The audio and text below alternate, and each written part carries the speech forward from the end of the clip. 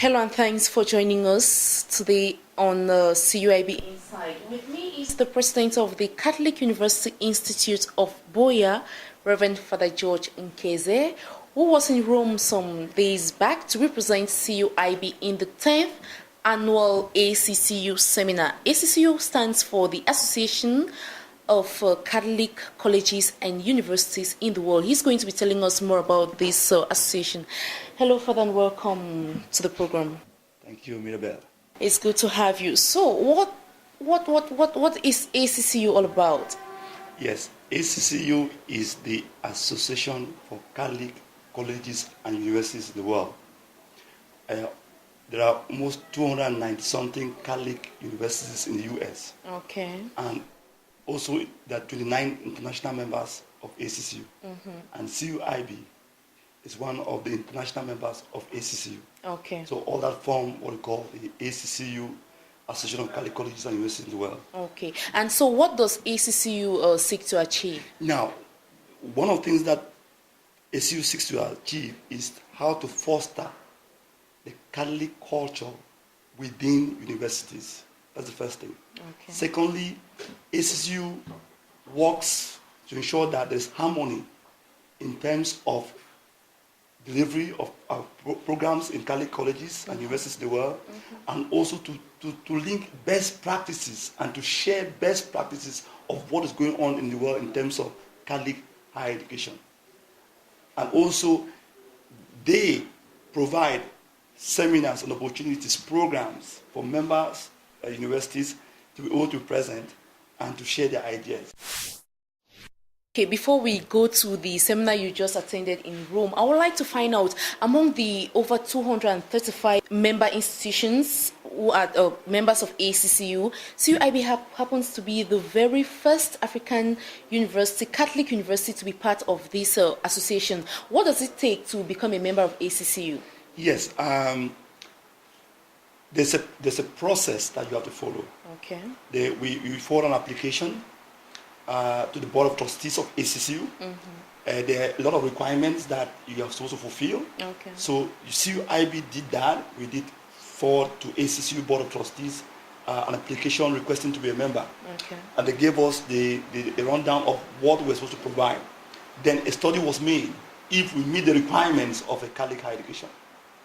After that study, the board met and decided that we are, as a Catholic university, we are mission driven.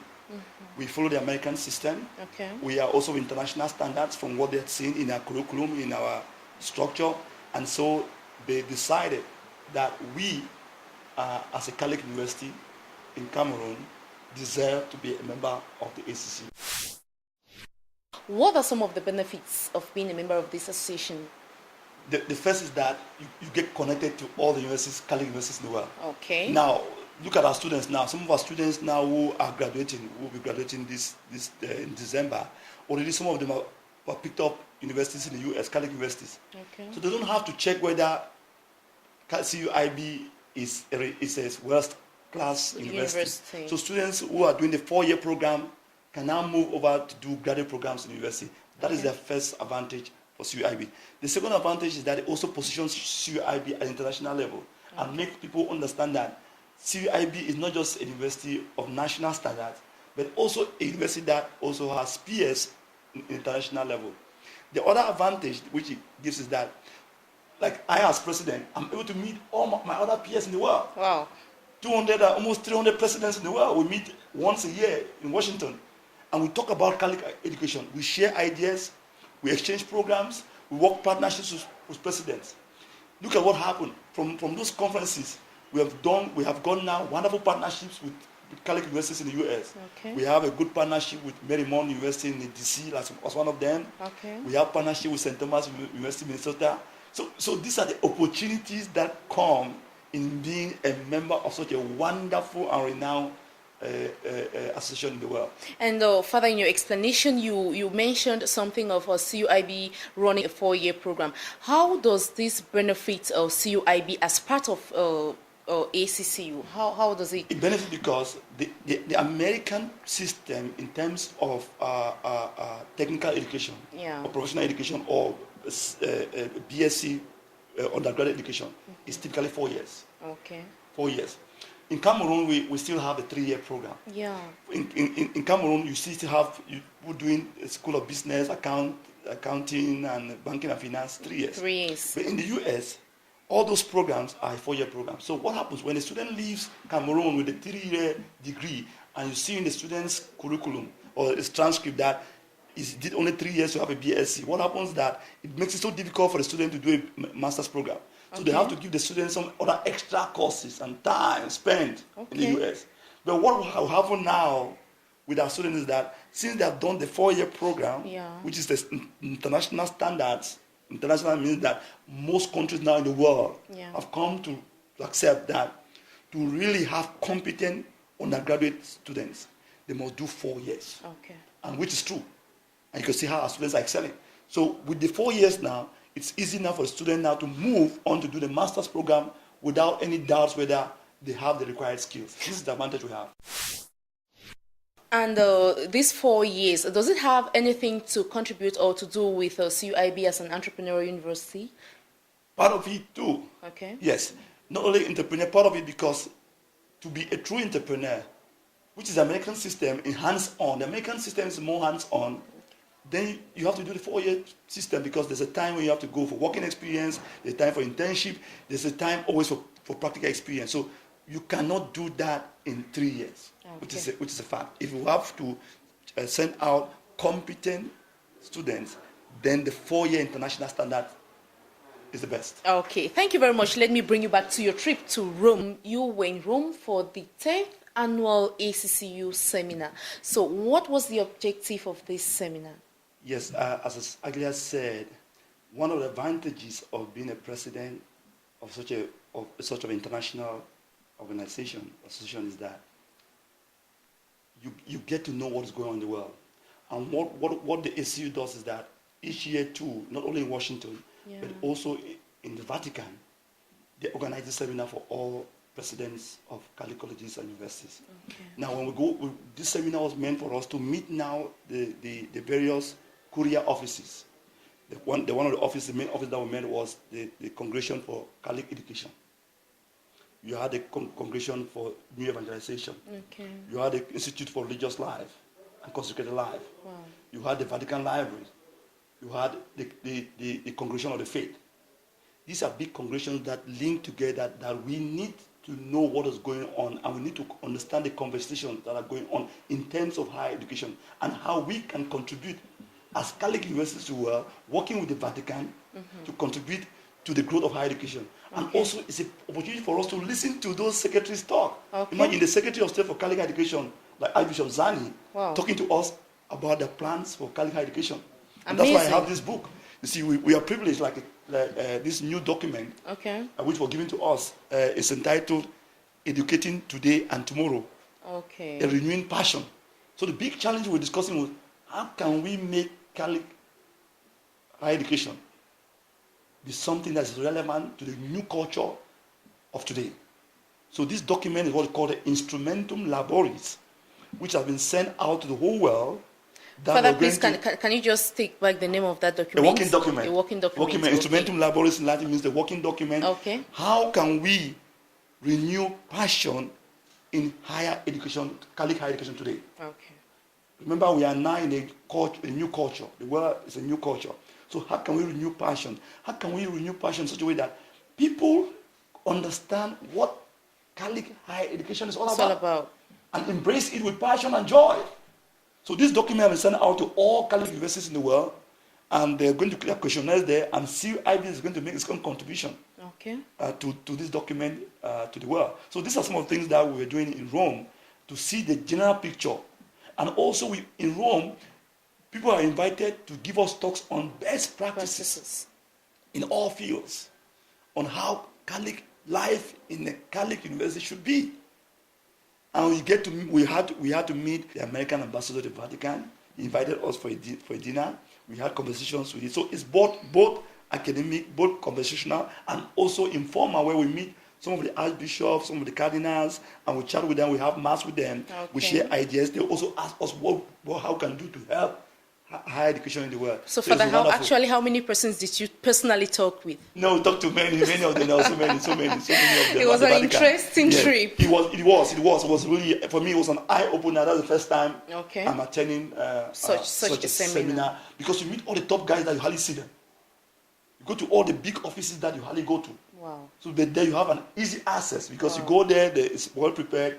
Then they come in and talk to us about what they are doing. They allow us to tell them our story, and I have to tell them about the CUIB story. Wow. The entrepreneurial university in the Wow, world. so you had the opportunity to talk about CUIB. And the EOC, I was able to share with them, one of the best practices we have is that we are not just training only entrepreneurs, but with spiritual values based on the EOC philosophy, which is also unique now in the world. Amazing. It was amazing. Amazing. Yes, I had a good time, I must say. And I know you're hoping for the next seminar, which is going to take place in Washington, D.C. In December. Wow. In February next year, sorry. February next year. And Yes. hopefully you'll be part of that great seminar. And so there is something that you say that the Vatican insists on Catholic universities of standards and quality. How does CUIB reflect some standards and quality? Yeah, I think one of the things that the Secretary of State, Archbishop Zani, in that the position of the Vatican is that they don't want to open or acknowledge or approve many Catholic higher education institutions, because, as I said, it must be of standard. If something is higher, then we must make it higher. And I'd like to clarify this. In the church, there are two kinds of universities, what we call ecclesiastical universities and faculties, and Catholic universities. CUIB is not an ecclesiastical university or faculty. Ecclesiastical universities and faculties are universities that are mandated by Rome, are supervised by Rome, approved by Rome, and run based on ecclesiastical discipline, like must have canon law, must have the faculty of theology and the faculty of philosophy. Those are what we call ecclesiastical universities and faculties. But we belong to what we call the Catholic universities. Catholic universities are not controlled by Rome. They are not approved by Rome. They follow the normal trend of approval through their universities. So if there is some bishop now writes to request to start a university, you don't need Rome for that. But no ecclesiastical university can be opened without Rome approval. Take for example Yaoundé. Yaoundé is an ecclesiastical university. It's sponsored by Rome. It's controlled by the Conference of Bishops for the region. But we are a Catholic university. And as a Catholic university, we follow the norms of higher education in Cameroon and international. That's why before we were accepted as ACCU, they looked at what we were doing. They look at our programs, they look at our mission, they look at our vision, they look at our values, and they saw that those values fit Catholic higher education. If you're just joining us, you're on to CUIB Inside, and with me today is the president of the Catholic University Institute of Boya, Reverend Father George Nkeze, talking to us about the Association of Catholic Colleges and Universities in the world, of which CUIB is the very first African international member to be part of this association. President, before you leave, CUIB just launched the 2014-2015 admission season. If you were to give two statements with regards to this, what will you say? I would like to highlight the innovations that were put in this year. Okay. And the first is that we've tried to always consider the option for the poor. We know that the kind of level of education that we are giving to Cameroonians is too high. If you look at most American universities, a year's fee is about 20 million. Wow. But in CUIB, last year we had it at 800,000, or then other things came up to 900,000. This year we have stepped down again. The tuition and the other fees that students have to pay. Yeah. Also in HND, we have brought it to almost 300,000 francs. Okay, 300,000 francs. That's interesting. That's so interesting. To offer opportunities for Cameroonians to also profit from the wonderful education we are giving to our students, to our community. So it is all a way to tell the community that we are there for them.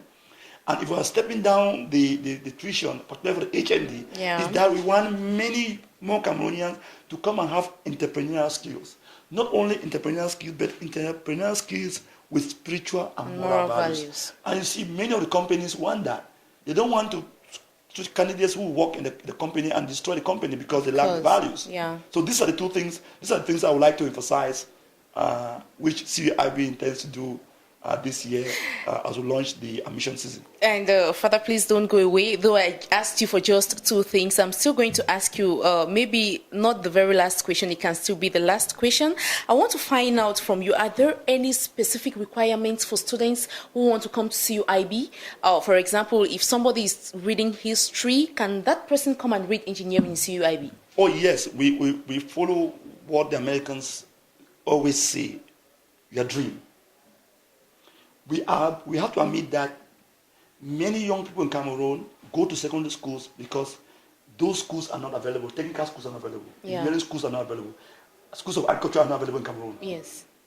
And the kind of business schools that we have are not available. So in CUIB, this year we have prepared a special program called a pre-entry requirement. Okay. If I have history, I want to do engineering, you would sign in to pay for this pre-entry program, which runs from August to September, 6 weeks. Okay. To orientate you into this new culture which you want to embrace. Because we know that if you have the dream, you have the commitment, you're ready to learn and ready to achieve your dream. So this is what CUIB stands for. Wow. We are not an elitist university. We are a university that wants that everyone was a dream. We'll be able to help you achieve that dream. So this program we have put in place is to help Cameroonians that if I did history, I can be an engineer. But look at what happens in the US. Many Cameroonians who left Cameroon with history and literature, they are nurses and doctors today. Yeah. So why not in CUIB? You can be an engineer. CUIB is here to make a difference in Cameroon. Absolutely. Absolutely. Thank you very much, Father, for being part of this program. Thank you very much. And just to add that CUIB is a non-discriminatory university, though it is called the Catholic University Institute of Boya. Absolutely. We have students who are Muslims. We have Presbyterians, faithfuls. We have from all denominations. So please, don't stay back. Come to CUIB if you want to be a job creator or a job seeker. Thank you very much for watching.